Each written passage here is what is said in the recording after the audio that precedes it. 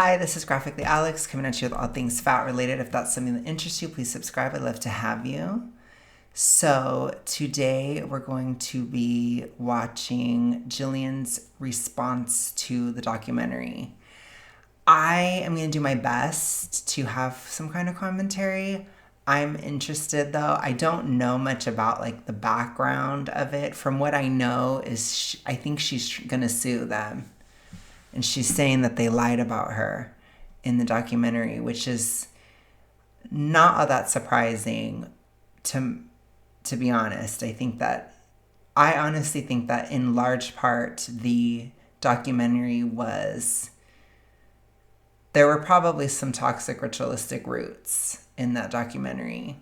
So let's go ahead and listen to what she has to say about it. I think it's a shorter segment of this podcast episode, so we're just going to watch this on the Her Take channel. And I hope it's nothing copyrighty. I'm not trying to violate anything, so hopefully it's okay. But let's go ahead and start.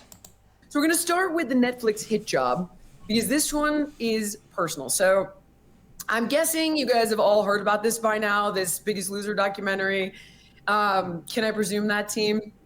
Yes, I texted y'all about it. I remember when we got done with taping last week, I went home to cut time codes and it was popped up as like number 3 on my Netflix suggested, recommended. So, okay. So long story short, this documentary, I can't figure out yet who funded it because it's become so absolutely bizarre, but it wasn't Netflix as far as I can tell. So it was a project that was funded, even though it was commissioned by Netflix by somebody else. It wasn't produced by... That's interesting. Shady roots to where it came from? Is there some reason that Aubrey Gordon was in it? I'm telling you. She got back on my radar. I tried to forget. I really did. She won't leave me alone. She won't leave all of us alone. By any of the Biggest Loser executive producers who are exceptionally upset about the documentary because they feel that it's unbelievably inaccurate. Now, with that said, I, for some reason, am the only one in the crosshairs of this documentary, which I find a little bizarre. So we're going to start with a few things about this that I want you guys to keep in mind. There are 8 contestants in this documentary, of which I trained 4 of them. So Hannah and Olivia are the 2 sisters who are actually doing great. And I did a podcast with them in January that you can watch on my show, Keeping It Real, with a bunch. We should look at that. As long as I can. I don't know. I hope that this is okay for me to cover. Bunch of contestants that are still doing great, like Michelle Aguilar, Pete Thomas, so on and so forth. Danny Cahill was on it. He was trained by Bob and myself simultaneously. And then a season 1 contestant from over 20 years ago named Ryan Benson. There were 424 people, by the way, on Biggest Loser, contestants on Biggest Loser. My work is easy because I use ClickUp. 1 second. They chose 8, of which I trained 4. Now, with that said, I trained probably 150 of those 424 contestants, and 35% have kept the weight off, except for some reason, none of them seem to make it into this documentary. Of course not, because that would not be toxic ritualistic reinforcement, which one of you guys did ask me. You were like, or you commented and you were like, I wasn't sure if I should watch that because I was not in a headspace to deal with any kind of reinforcement. And I literally commented in response and I was like, it's good that you didn't watch it because it was there. As you guys know, they could throw anything at me at this point. I don't give a fuck about it anymore. But I totally understand if you are on a journey and certain things are sensitive and stuff. Totally feel you. I totally get it. It is bad in that sense. It does reinforce. By the way, if anybody is new, the toxic ritualistic is E followed by the letter D, particularly and focused on binge. So it was reinforcing of that stuff. So I want to be clear about that. It very much was. That's why they didn't show people that had kept the weight off. Even though some of them did keep the weight off, or had kept some weight off in the documentary, they didn't really talk about how they had. It wasn't really talked about. It was just shown, which is interesting. Which is considerably higher than the average. So 95% of individuals who lose a large amount of weight put it back on. So that's according to a study that I don't agree with. But I don't agree with the methodology behind it. But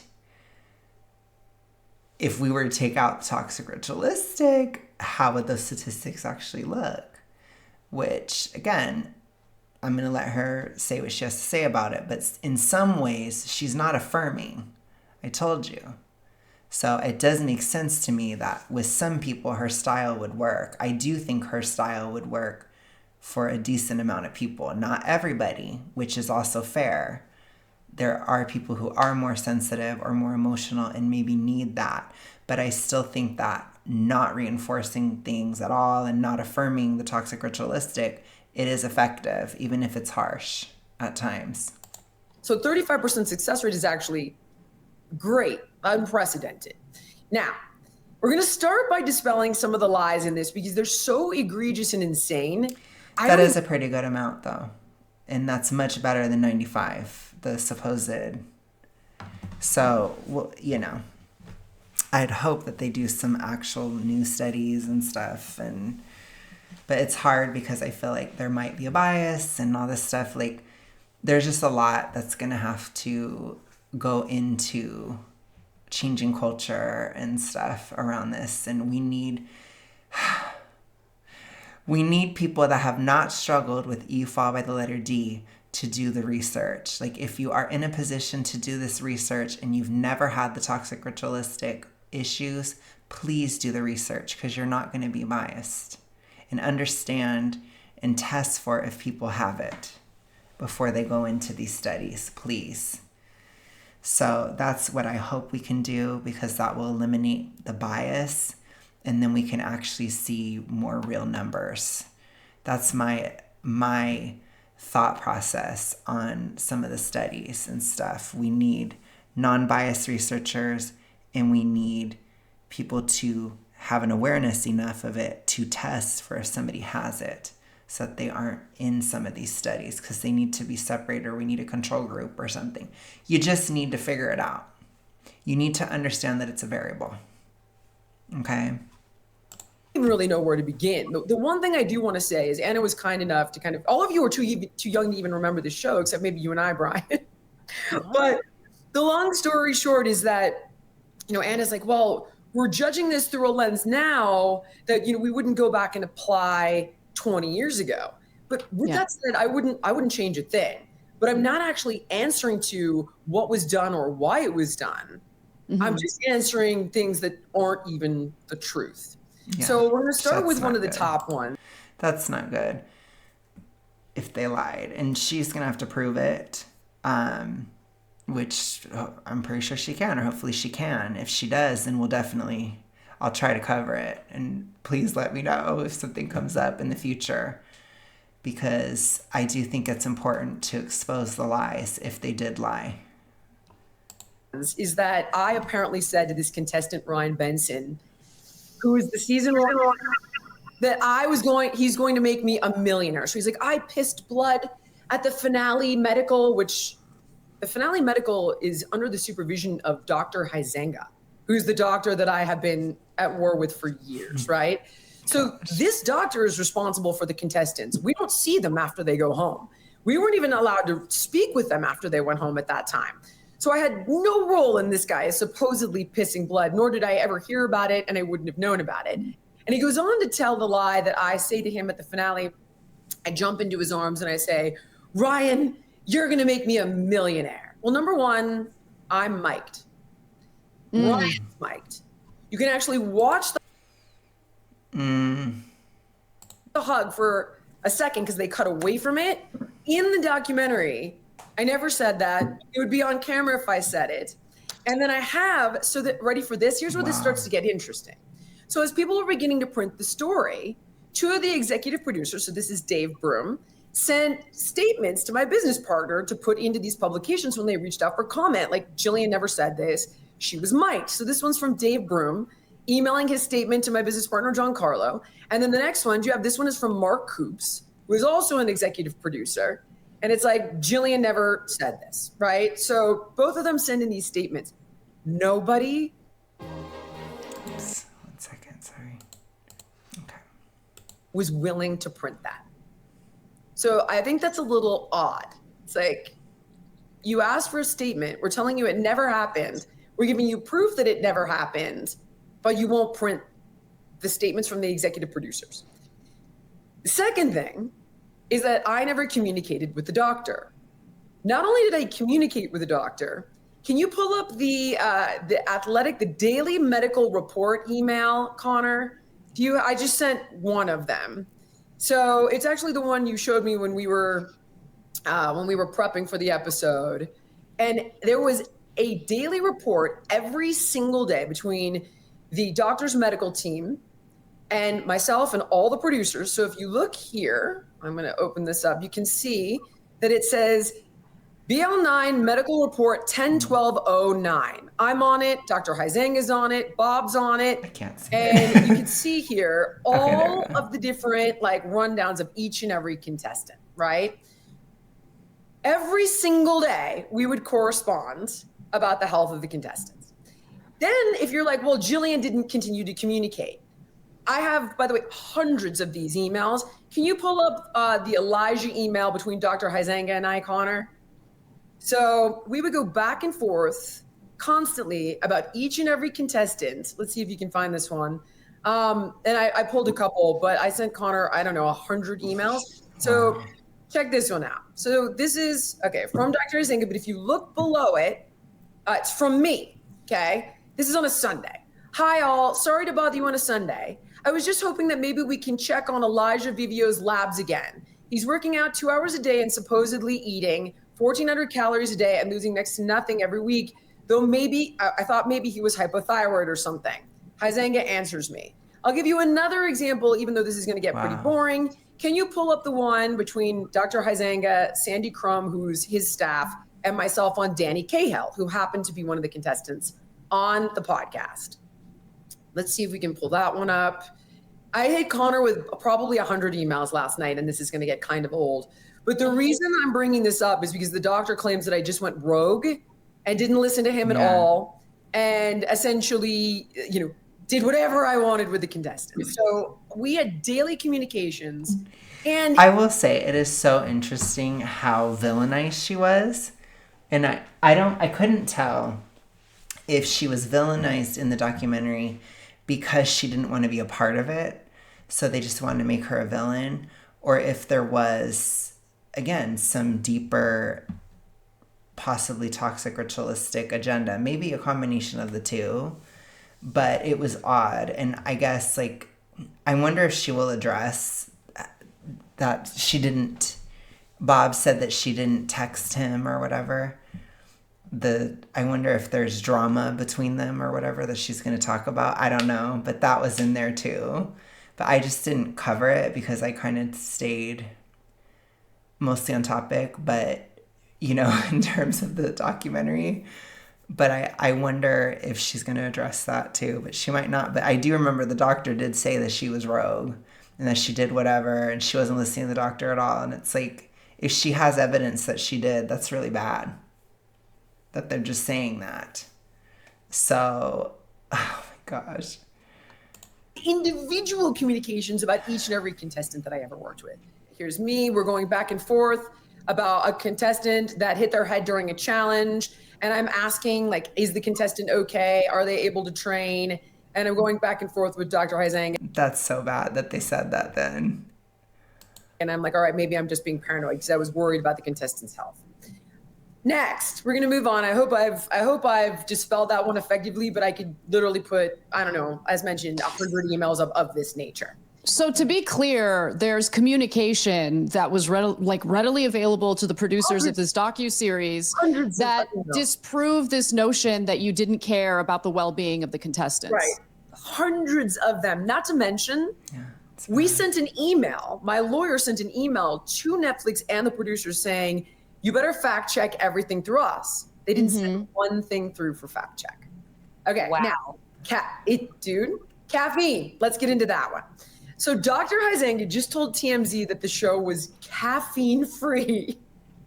Not only was the show not caffeine free, they would drink endless amounts of coffee, which was a huge problem for me because caffeine is actually a really powerful tool, especially when it comes to fitness. It's a performance enhancer. Right. It's great for stabilizing blood sugar level. It's got a lot of different benefits. With that said, too much caffeine is counterintuitive. Just like everything, it's a U-shaped curve, right? And there's a Goldilocks zone, and it's about 400 milligrams a day. You don't want more. And with coffee, of course, you've got pesticides, herbicides, fungicides, mold, all kinds of other crap that you don't want in it.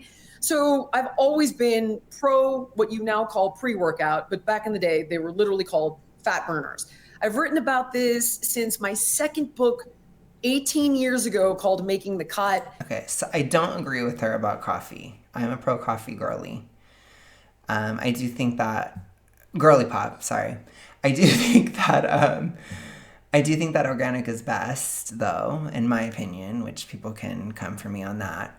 But coffee does have some anti-estrogen effects, which can be helpful with hypothyroid. It can help balance estrogen dominance. It basically competes. I think there are certain, if I remember my research correctly, which look this up, I guess. If I'm a flop, I'm a flop. But there are certain compounds in the coffee that compete with estrogen receptors. So it helps, particularly with hypothyroidism. It's very helpful.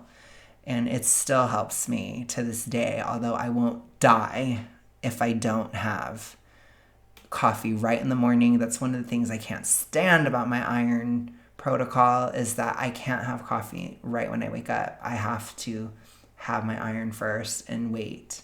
And I hate it because I feel so much better after having the coffee. But just saying, I only have 1 cup, though, a day. I don't have that much caffeine. It's interesting about the 400 milligrams. I'd have to look into that. But, yeah, I'm glad that she at least acknowledges that there's an upper limit. And I understand it from a sports or workout performance enhancement standpoint. I totally get that. And I have also talked about caffeine in terms of especially class 1 obesity. It is helpful with dopamine issues. If you have very low dopamine, if you're low dopamine girly or boily, caffeine can help. You do need to make sure you're getting enough nutrition to cope with it and don't have too much. But you're not crazy. It does actually help with dopamine as well. So caffeine is a very useful tool within downsizing, period. So I completely agree with her. It helps in a lot of different ways. So anyways, let's continue. And I have put out numerous products, and I even co-created one to this day called Metabolism Plus with a PhD in nutrition science that Align Naturals sells. So now, first let's look at the show's caffeine free. Can we bring up the contestants grocery email, Connor? So this one says contestants groceries email. And it's got a little PDF with all the different groceries in it. And there are like 4 different caffeinated beverages on there. Take a look, keep looking for it. And then what I'm gonna subsequently pull up is that not only was the show not caffeine free, we were allowed in numerous seasons to use fat burners, which they're calling caffeine pills, but there's a lot more in them than just caffeine. There's beetroot powder, there's capsaicin, there's Ceylon-cinnamon, there's all kinds of stuff in there that's good for your health and great for athletic performance that's totally legal, over the counter. Right. A 5-year-old. They did act like it was illegal substances, which is ridiculous to me. It was a bit like much when I was seeing the documentary. I did think that was kind of stupid, the way that they presented it, because they really acted some kind of way. And if she can prove this is very bad. This makes the documentary look really bad because this is a very obvious lie that's extremely easy to disprove or debunk.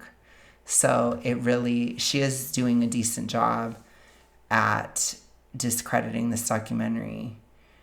And if she is suing, we will, I do want to cover the result of that. Could buy it and take it. Obviously, there's probably more caffeine in the sodas that they're drinking. If you don't see it, Connor, I can drop it to you in post, and we can.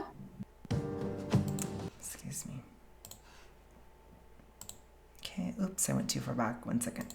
Okay, sorry about that. If you don't see it, Connor, I can drop it to you in post, and we can. I have a quick question while Connor's looking for that, Jillian. So I remember The Biggest Loser. I wasn't like a regular viewer. I think I caught episodes here and there, but in terms of what the audience was told, like, was the audience aware that caffeine or fat burners were? Great question. Okay, ready? Yeah. Yes. So in the episode of Question, right? Mm-hmm. I end up getting in a fight with this doctor because, and I'll pull up the emails for you. I sent him like 100 of them. I get in a fight with him because he then takes away in the middle of the season their ability to use these fat burners. And I'm like, why are you doing this again? We've been through this season after season after season. And it wasn't just that. Like, he would just randomly pull electrolytes, magnesium. I'll show it to you in the emails. And I reached out to the executive producer and the showrunner, and what they're neglecting to tell you is that Dr. Huizenga wasn't in charge of the contestants' diets. It was a registered dietitian named Cheryl Forberg, who somehow was not even mentioned once on the documentary, who I communicated with regularly and actually had a relationship with. And she had approved them, and then he turned around and pulled them. And long story short, this is actually the one thing that I did do wrong and took full responsibilities. I was like, I don't agree with you, think you're wrong, and I'm going to continue doing it anyway. Got it. So this was the season, I can't remember which season because they'd been approved for all the previous seasons, right? And Bob, by the way, is like, I never had anything to do with this. I never gave them, caffeine pills. Danny Cahill, we both trained. I have an email from the show's team that I'm going to put up for you right now asking which fat burners we want to buy. And the stackers that they talk about in this documentary were Bob's product of choice. I had my own fat burner at the time. So, and the great irony of that one is that I got sued despite the fact that it was all dismissed for saying that the products didn't work. So it's like, hold on, they're either methamphetamine in this documentary, or I've been equally criticized because I supported a product that supposedly was a sham and didn't work. So you're going to have to pick which evil you want to pursue here. So since we can't find the contestants' emails, and Anna, in the Bob shade, there's definitely something that went on there. I wonder if they will ever come out with it, or if they have come out with it. But I really hope that I know this is kind of petty of me, but I kind of hope that she talks about the Bob drama at least a little bit, but she probably won't because it's not that important. But I'm like wanting to know. Episode. What I say to answer your question is, I'm like, I think this is much better than unlimited amounts of caffeine and endless cups of coffee, and that's why I made this choice. So that's interesting. That's in the show. Okay, now contestants' diets. Can we scroll down, Connor? So this is if you look back, let's go all the way to the bottom of this. While he's pulling it up, could I say something real quick? Yep. What I found so utterly ridiculous about this entire thing as I was watching it, and I know you said that you only trained like 4 of the 8. I didn't know exactly how many people you had trained or how that was being portrayed at all. All I saw was majority very skinny people who were complaining, which to me absolutely blew my mind. You went through a process and it freaking worked, and you're sitting here on the other end of it complaining about the methodology used. Not only is it insane because you actually achieved results and it looks like sustainable lifelong results, and Jill, I'm glad that you clarified. You said at least, I believe it was 30% of them were able to keep it off, which is upward of the standard for the industry. That is absolutely incredible. But the other piece to that I just couldn't believe this show went on for a really long time. Yeah. I watched it. It was one of the core staples within my family's nightly viewing TV programs. Not only did it actually help and motivate my sister to lose weight, by the way, she actually lost 30 kilograms. I'm still not sure what that exactly translates to in pounds, but About 64 pounds, 65 pounds. Wow. so that actually, your show really motivated her. And by the way, everyone was motivated by this show because of you. Everyone, honestly, that I knew at least tuned in for you, Jillian. But Yeah, a lot of people love Jillian. It's true. You guys know, some of you guys at least know Eric. He loves Jillian. But that's the thing. A lot of people like to be yelled at like that. I don't think I could have handled it. I'm going to be honest. Especially not at my most toxic ritualistic. I don't even know what I don't want to know what I would have done. I would not have handled it well. I can assure you of that. I would have been so angry. I would have just it would not have worked for me at all. I'm sure you guys are so shocked, but I was definitely, my toxic ritualistic journey was definitely fueled by rebellion. So I don't think it would have worked for me, but that doesn't mean it doesn't work for anybody. And that's really important to understand. all of the people who were there on it, who are now complaining, dude, there are like 18 seasons of this thing. Unless you were literally a contestant from season one. Season one. And I know you mentioned that was one of them, okay? Oh my goodness, sorry.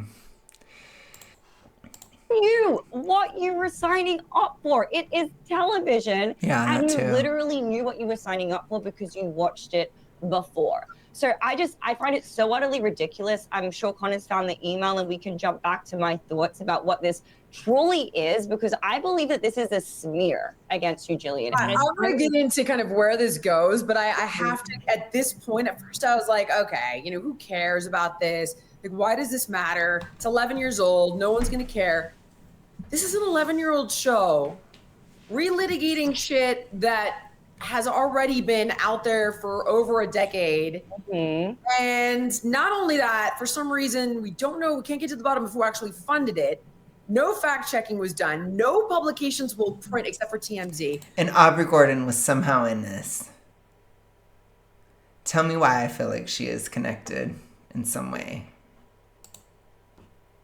Will print any of the statements from the executive producers or any of the emails. And I mean, it's very bizarre. So Connor, did you find out when it says contestant diets email? Okay, so in this email, it says Julianne Harris, coordinating producer, NBC's The Biggest Loser. All right, now, can you scroll up, Connor, for a second? Perfect, stop right there. All right, so this is from Julie Harris to myself, right? And then if you look, all the other producers are gonna be on this as we keep going. So she says, we received the books and we'll be giving them out today. So these are my books. Sandy, who's Dr. Huizenga's guy on the set, has the electro mix, which are electrolytes, bicarb. Do you want stacker 2 or 3? I'll have it for them first thing in the morning. They would buy it for them. I then respond to her and I'm like, honey, can you go to GNC? I meant to say, and get my Fat Burner Extreme instead, or I can have it sent, but it'll take a while. You see Mark Coops at NBC Universal. You see Todd Lubin, who is the showrunner. You see Adam Kalustian, who was a producer. And you see Bob, and you see Sandy's email, which is hard to make out at the bottom, but he works for Dr. Huizenga. So not only were they allowed to have unlimited amounts of caffeine, if you click on contestant groceries email that you've got up there, see that one at the very top? Click on that one. There's a PDF on that one. This is from Will Herb, okay? So you've got ground dark roast coffee, unsweetened cocoa butter, Starbucks coffee, energy, green tea, organic. So this is from the doctor who says that they were not allowed to have caffeine on the show. Here's a grocery list. Wow. Okay? This is so positive for you, Julian. I'm sorry. From a guy on the outside looking in, if I'm your lawyer, number one, you have receipts. Number two, think about The Biggest Loser. I see your face. Number three, when you're getting hate like this, you've done something right. because you can't have a documentary. I honestly think that this documentary is a part of the Fat Lash. I think what I keep forgetting about Fatlash 2025, at least in this current form, it's not that it hasn't been happening. I mean, look at what happened to Angelica, for example. That's a Fatlash 2025 moment. Look at what has happened. That's even just on YouTube. But it's covert. It's institutional. It's this type of documentary. This is a Fatlash. I don't know how I didn't see it when I was watching it, but that's exactly what this is. This is like a desperate, like, they're trying to lash out because things are shifting a tiny bit. And think about that. What has actually changed in the US? It has only stabilized. They are this upset because obesity has stabilized. So not only do they are not about accepting anything. They want people to be as fat as possible. They want you to gain weight. I've said this many times and people are like, it's not really about that. No, it is about that. Why are they so upset then? We're breaking even. Ask yourself that question. Why are they so upset that they're making documentaries, they're doing all this crap?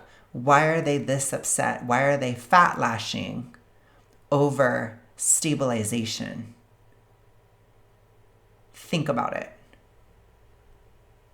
It's their goal to normalize supermorbid obesity for the sake of their own toxic ritualistic behaviors so that they can continue to do it and feel that they can be without judgment, which is kind of like a fantasy of the toxic ritualistic. Without having a villain, who do you choose? The most famous person from The Biggest Loser, the most relevant person? You know, Houdini said, if you're gonna mention my name in the press, whether it's good or bad, make sure you spell my name right. So if I'm your publicist, if I'm your lawyer, I'm smiling ear to ear because you've got a case here. But on top of the fact that really, at the end of the day, nobody cares. I know you're getting hate on the internet, but nobody cares. It just makes you more relevant. At the end of the day, you were on a show for, 18 seasons and made a real difference in people's lives, and you're still relevant. Why is it when I think of The Biggest Losers, the only thing I see is a large person who then becomes small and Jillian Michaels? What's going on with that? So congratulations. Jillian, to Ryan's point, I think that's actually such a compelling reason for this documentary. Bob Harper is seeing you make you have such a vibrant career now, and where is he? And I actually just searched him up a couple of days ago. Almost all the shade. There is such, like, I know there's drama. I know it's bad. I have to keep saying it though, because I am ridiculous. But I really wish I could know the lore. I'm not gonna lie. If any of you guys know anything, please tell me. Please. I'm dying to know. of the coverage pre-documentary on him has been overwhelmingly negative. I think he was looking for somebody to blame, honestly. Like he was trying to vilify you in order to take the heat off himself. I don't know. I'll get to Bob in a second, actually, but there's just 2 more emails. Yes, Jillian, yes. I want to show you. So this one is when Dr. Huizenga removed the fat burners, okay? So this is the season in question when Jillian, went rogue and gave them methamphetamine caffeine pills. So can you pull up the one that says OTC weight loss products? And it's with myself and the doctor, okay? So here's me to Dr. Huizenga. By the way, with all the producers on the show and Bob. So he goes, in addition to the issues of fairness and the lack of clinical proof for efficacy, this is a compelling reason why, as the physician of the show, I must recommend that no over-the-counter, and it was going to say weight loss products or pharmaceutical weight loss products are allowed on the campus. Nobody used pharmaceutical weight loss products, by the way. I then responded, say, are we really starting this again? Question mark, question mark, question mark. We already approved last season and there were no issues. So contrary to the, we never allowed this lie, not only did he allow it, his team distributed them. The show purchased them. They were allowed unlimited amounts of coffee. And this was a season in question where I was like, I don't agree with you and I'm going rogue. One more email, and there are many, but actually 2. Now can you pull up the one that's I put for you question email, Connor? And this is with Cheryl Forberg and Lisa Hennessy. So the show's dietitian and the show's showrunner.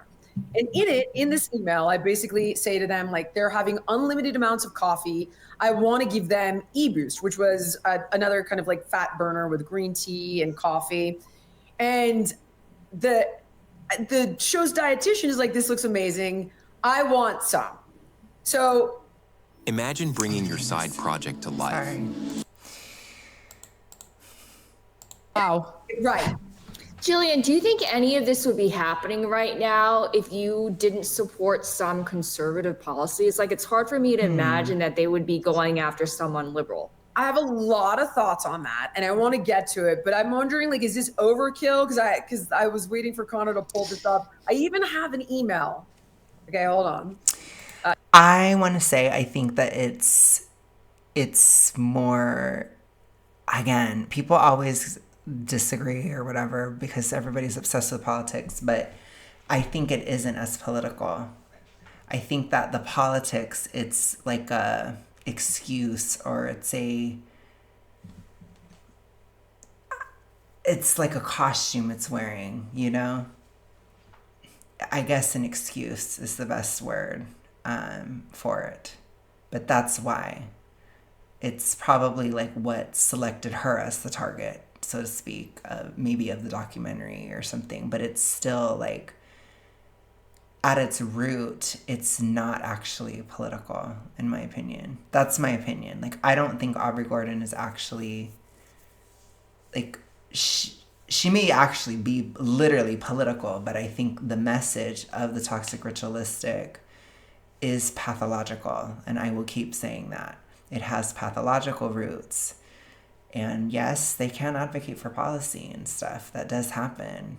But it's typically to reinforce those things. That one. Open that sucker up. Okay, stop. That's the show's registered dietitian. Dr. Huizenga had nothing to do with the contestants' diets. Okay, total lie. She's the one that I worked with all the time on the contestants' diets, and Lisa Hennessy was the showrunner. So go to the very bottom of this, will you, Connor? Okay, so this is where I'm saying, can we bring e-boost into the house? This is the same season that he pulled the fat burners, right? So he said no. He was responding to this same season. It's all natural, less caffeine than coffee, has antioxidants, electrolytes, quercetin, way better than them pounding coffee. So not only did I say it in the show, I've said it in numerous emails to the show's dietitian. Okay, will you scroll up for me? All the way to the top. Okay, so then Cheryl responds and she's like, I want some too. Jade, does the B12 or any of the other ingredients make you jumpy at all? And of course, she's like, approved it, and then Dr. Huizenga, this is the season where he says no. So like, this is all a lie. I'll give you one more lie here, and this will be my last one. Can you open the one that says Danny Cahill email supplements? So this is a contestant that's in the documentary, right? And he's like, they gave me caffeine pills. What they cut out is the they he's referring to is Dr. Huizenga's medical staff. And the reason that I have this email is because when we did this whole episode of Jillian cheated, because despite the fact that they're allowed to have caffeine, she's not allowed to give it to them, right? So I got the emails from the contestants to prove that in all previous seasons, this was allowed and given to them by the doctor. So this is 2010. So because we went through this, the following season, I had all the receipts that these were given to contestants by the medical staff. So I said, hey, gorgeous, can you tell me who distributed the fat burners to you and all the other contestants during season 8? I'm trying to remember if it was Sandy, who worked for Dr. Huizenga, or casting. Okay, now go to the top. Here's Danny. So he's in the documentary. When we first got them, they were kept in Sandy's office. Sandy is again, the doctor's medical office on set. Sandy runs it. We were told to get only two per day. And at some point, the casting crew took them and distributed enough for a few days at a time. Stay safe. I hope you're okay. I've seen that crap about you getting sued. What a crock. Don't fret. And call me if you ever want to vent. So ready? The part that I was getting sued for is that the fat burners didn't work. Again, they were all dismissed. Look, I mean, Jillian, you've got to, like, you can get into all this nitty gritty. You have, Right. This is what you say. It's all bad fiction, and I have the receipts. Hope to see you in court or whatever, and then just leave it at that. Yeah. That's what you say. Bad. Yeah. Because it is, and you don't need to go into the deep. No, like I wasn't going to, but the girls were like, drop a bunch in the show, and I could put literally. Okay, long story short, I could put emails with their calorie allowances, which were not 800 calories. I even had one on my Instagram showing that I told Olivia to eat 1,600 calories, and we weren't able to email them regularly. But when the contestants would go home during the holidays, they were still on the show, so we could email them, and they would then go back to the ranch. I have emails back and forth with production that they're not eating enough. Dr. Huizenga, this is a guy that allowed them to have dip, Ambien, that will pull them on and off their medications, and I couldn't stand him, and I repeatedly asked for another doctor on the show. I have all those emails. Rachel Fredrickson, who is the one that came in looking, honestly, like dangerously thin. In this documentary, they try to make it look like I trained her. I never trained her once. I have all the proof of that. They try to make it look like I gave her caffeine pills. I never gave her anything. I never even worked with her. And this is kind of important. I went to Brandon Reig, who's now running Netflix and is the one who put this on the air and yet was the executive on the show while it was at NBC. And I went to him and Magdi. Right. Is this looking a little weird?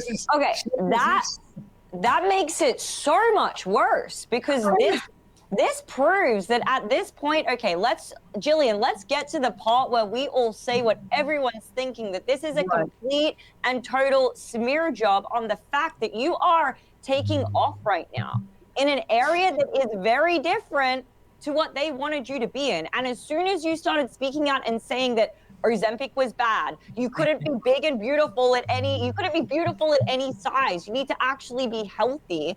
And you were speaking common sense to their woke liberal garbage. They have hated you since then, and they hate you even more now as your platform is strengthening. And this is so clearly a smear job against you. So let me just say, I don't even think this has anything to do with a liberal smear job. I feel like this is so indicative of this industry where, rather than being innovative and coming up with new, interesting content, why don't we go back 20 years and bring up one of the, hit television shows of the time and judge it based on today's standards? Like the thing about that show, Jillian, is the issues I had with it, you had nothing to do with, right? So like your style of training was like, and I remember what was in at that time when you go to the gym and when you take classes, that like boot camp style in your face training was what people were like seeking out. Yeah. And so when I see those scenes of you, they still do to this day. And it's not bad just because it wouldn't have worked for me. It wouldn't have. I told you guys, it flat out would not have worked, but it doesn't mean that it's bad because it doesn't work for everybody. No. You training people hard, I'm just like, is she being judged by that right now? Because I feel like people are missing the fact that that was very much in vogue back then. Some people like to train that way. I personally don't, but let's like stop infantilizing these contestants as if they're like children. They're not children, they're adults. The stuff that I didn't like, though, I will admit, is like some of the challenges, right? Which I felt were degrading, but the producers came up with those challenges. You didn't come up with those challenges. Like the stuff with the cake and the bread in their mouths as they're doing like these challenges. I didn't love that. You're right not to love it. And it was one of the top reasons that I was on and off the show season after season after season. I complained about it publicly. I literally left the show over it. And if you notice in the later seasons, there are no temptations anymore. That's why, because I wouldn't come back if they had continued to have temptations. And we were never producers. But to speak about the aggressive part of the training style, here's the part, by the way, they took out all the heart-to-heart talks, all of the interviews where I explained what I was doing. And here's the reason. This was a life or death intervention on a ticking clock because these people would go home in a week, 2 weeks, and I needed 3 things to happen if there was ever going to be any hope of them maintaining this. Number one, they needed a rock bottom moment. You need a moment where what you're doing is more painful than the work and associated with the changes that need to be made. And that's why it's like, take a look, you're dying, your kids worry every night you're gonna die, you can't even get up the stairs. Like, you really want them to feel the extreme pain of this lifestyle so that they are like, okay, actually this is hell. Actually, I'm terrified. Which I had to go through that myself, by myself, because I would have resisted personally, which it's not an example. It's why I got really close to the edge. Okay, it's not a good thing. People that can just listen to her yell at them. I wish I could have just been somebody that had Jillian yell at me and I would have gotten it together. But no, I had to go all the way to the edge. You know, I had to get very near death before I stopped because I was that stubborn and that resistant. So I understand what she's saying there, and she's right. She's absolutely right. Can't even walk for 15 minutes without vomiting. Like, I'm willing to do the work to get better because that's less painful than where I am right now. The second thing is that you need them to take responsibility. So while at one stage or another, people are victims of many different things, right? And when you're dealing with somebody who's 100 pounds overweight, 200 pounds overweight, it isn't because they like Twinkies. It's because they're using food as a coping mechanism. It's toxic ritualistic. As a defense structure. It provides them with something so significant that at one time or another, it meant their psychological survival. So for example, if I was raped and I put on 100 extra pounds, it's arguably because I'm trying to subconsciously desexualize. And yeah, it's a toxic ritualistic. That's basically what she's describing. She's saying it without saying it, but it's E fa by letter D. She's 100% correct with what she's saying too. Put on a literal defense structure around my body. So you were a victim of that. But now if you don't take responsibility for how you chose to react to it, you're fundamentally disempowered to change it. And it feels great to be a victim, but as a victim, you are not empowered to make any different choices. So that needs to happen. And that's really uncomfortable and unhappy for them. And then the third thing is they need an achievement. So if I like, I'm lazy, I'm weak, I'm fat, I'm pathetic, I'm all those things, all the stories that they've been told their entire lives, and the things that you believe impact how you behave, which beget the outcome, and it's this vicious cycle. So you need that person to run that mile or do that first push-up. And when these things occur and they have these achievements they never thought they could have, it opens up this infinity of possibility of what else can I... It starts to shatter the illusion. And I think of the toxic ritualistic, which I think is what she was trying to do very fast with what time she had, which, like I said, you cannot affirm. Do not affirm the toxic ritualistic. Don't. Do not affirm.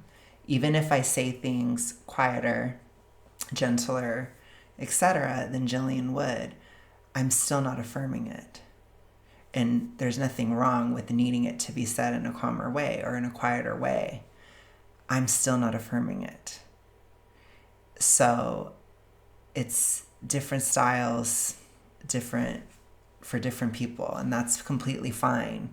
But there are these areas where you can see, as opposite as I may be to her, I agree with her completely with what she's saying here. And I do. And maybe all these things I believed are false. So the screaming and the yelling was a sledgehammer in a suite of tools that I would utilize. And I would utilize it, A, to get them to feel the pain of what they've been doing, and B, to circumvent that narrative of I'm weak, I'm lazy, I'm fat, I can't do it, and literally terrify them into doing it, because what was left was, oh my God, I just ran that mile. But none of that gets like shown or explained in the documentary. And none of the other tools, the hugs, the 3-hour talks, the round the clock time that I would spend, none of that made it into the show. So long story short is what I think's going on, and Brian, you're totally right. It's basically, it's a hit job. But what I think is going on, if I had to guess, is this and all this other weird shit that they're trying to dredge up. I think maybe it is a smear campaign by the industries I'm going after, like big actors, pharma, big insurance. That's what I have to think, because it's more than just. I kind of agree with that, because I feel like I think it's important to not, I understand culture war issues and all that kind of stuff. Trust me, I totally get it.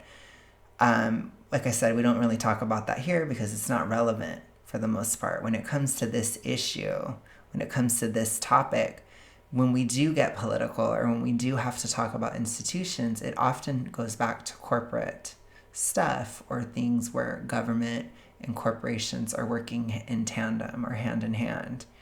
And that is relevant when it comes to these industries that she's talking about. And she's going up against certain corporate interests. They have a financial interest in taking her out, but again, or in smearing her. But also, we have to acknowledge too, there is also an added layer of the toxic ritualistic, which provides, in my opinion, this underlying appetite for this type of thing, for this to even blow up in the first place, for this to even matter, for this to be one of the top things on Netflix. It's still connected, even if it's just societal, even if it's just the culture, if it's cultural. It has such a foothold that this documentary it's popular, it's accepted, it's all these things. And there is a lot of bias against downsizing still. Even though they act like everybody's about it all the time, it's a lie. It is a lie. If that were true, even in some of the people that were on there, they were like, people that are fat, they're just treated so terribly and da-da-da-da. And I was watching it with my grandma, and I told my grandma, I was like, if it was that bad, there wouldn't be this many fat people.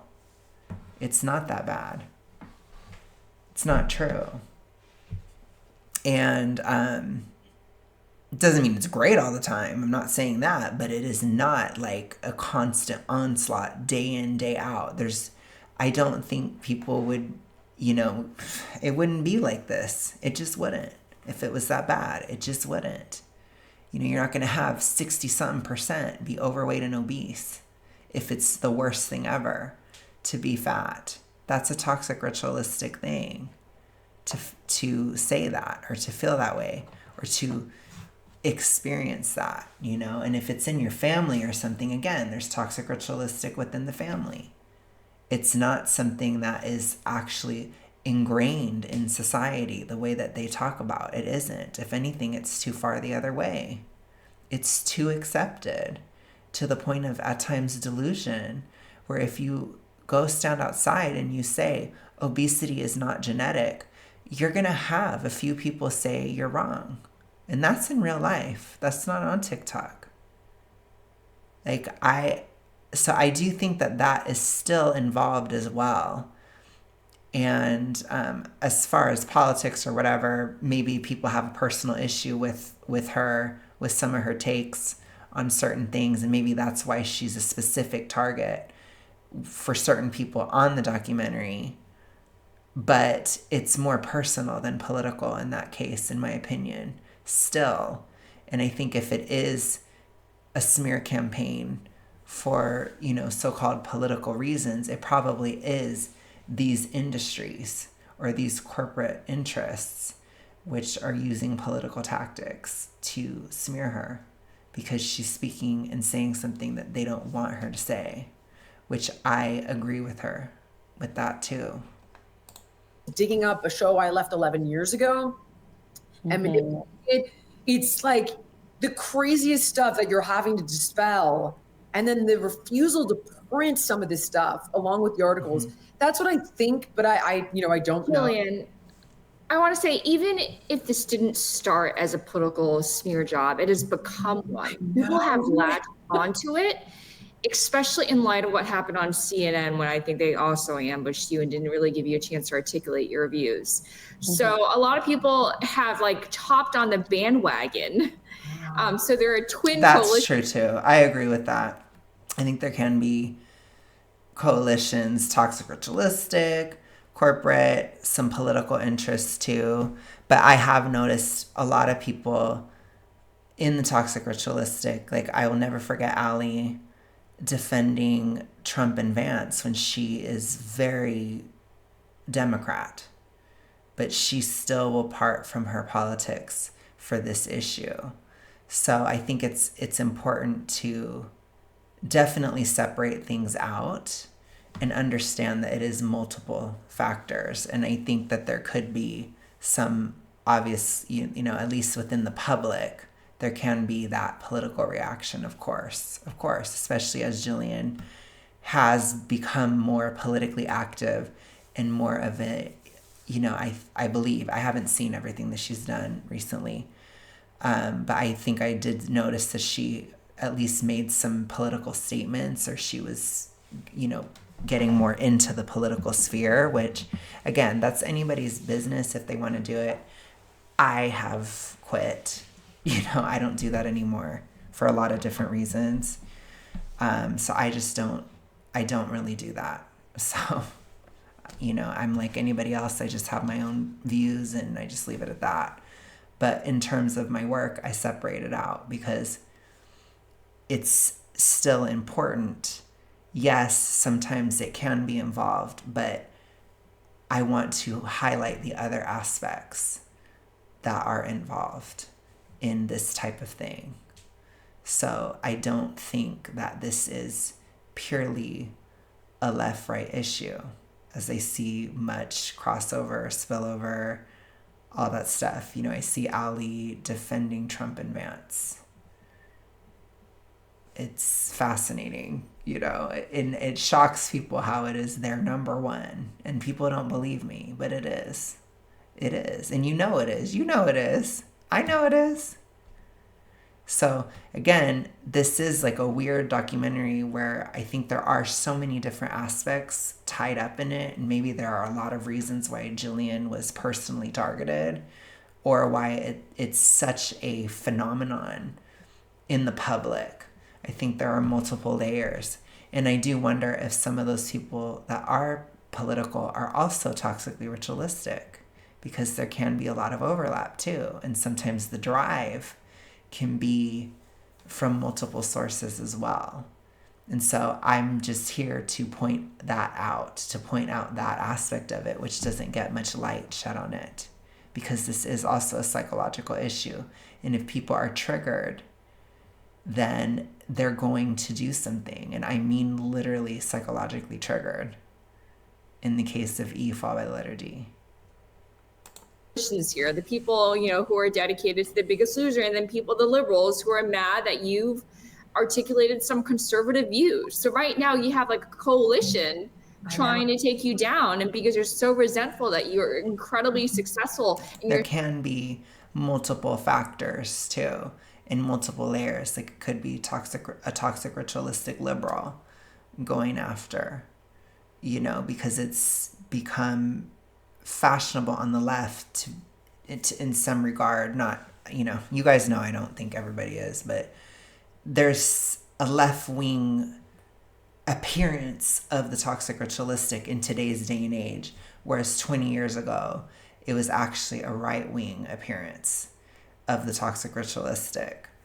It's fascinating that it has kind of shed its skin, and it could always shed it back. So I don't want us to get caught up too much in that, because they could start making right-wing talking points at any moment. And that's very obvious to me, because it isn't actually about that. So it's important that we know. And if it does happen, I will tell you. I will show you. We will talk about it. And I know it could, because it has before. And if the toxic ritualistic, if they feel like they are so at a wall that they can no longer make that progress on the left, then they will try the right, I guarantee you. But that may take years. That could be years down the line. I think that there's still the toxic ritualistic, the fat acceptance, all of it, they're holding on with the death grip onto the left right now. They're not going to move at this time, but it doesn't matter because they will change anything to keep the coping mechanism. It doesn't matter. And people don't understand that. But I'm here to tell you.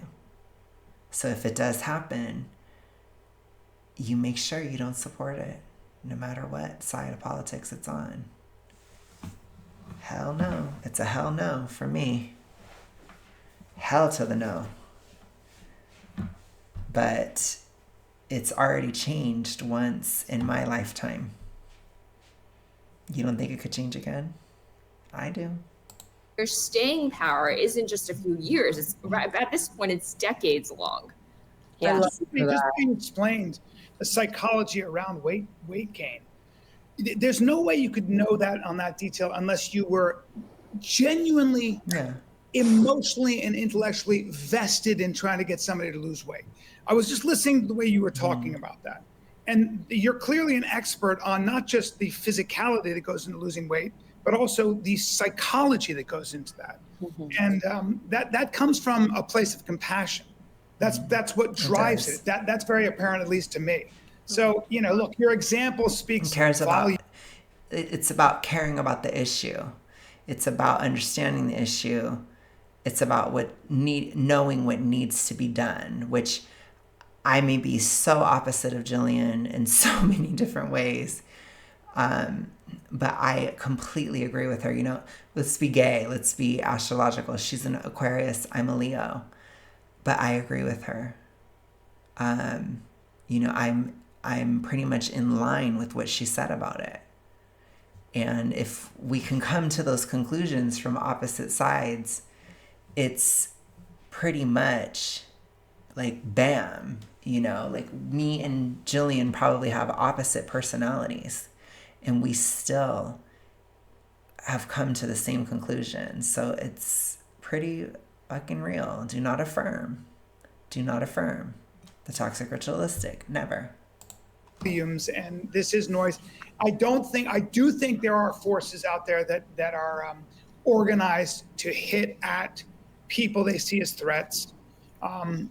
There sure are. Yep. That's the way it is. So, okay. Yep. The last thing I'm going to say about that before we move on, Brian, is I'll never forget when they were going after Rogan about ivermectin. With UWA's. Oh gosh. Okay. Well, I think we'll leave it there. So I'm going to